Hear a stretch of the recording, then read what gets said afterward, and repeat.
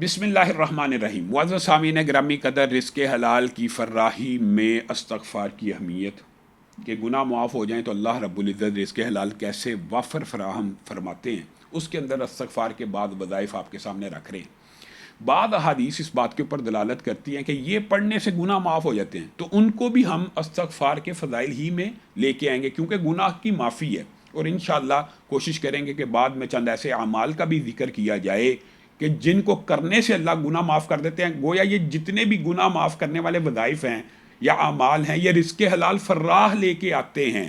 تو حضرت علی خود بیان کرتے ہیں کہ رسول اللہ صلی اللہ علیہ وسلم نے مجھے کہا، اے علی، میں تجھے ایک ایسی دعا یا ایسے کلمات نہ سکھاؤں کہ جس کو تو ادا کرے تو تیری مغفرت ہو جائے، اور یقیناً تو پہلے سے مغفرت شدہ ہے۔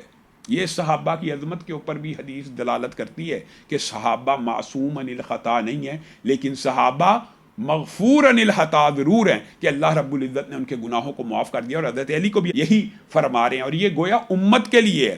اور وہ دعا بڑی عظیم ہے، لا الہ الا اللہ الحلیم الکریم، لا الہ الا اللہ العلی العظیم، سبحان اللہ رب السماوات السبع و رب العرش العظیم والحمد للہ رب العالمین۔ علامہ ہشام الہی ظہیر آفیشیل چینل کو سبسکرائب کر لیں۔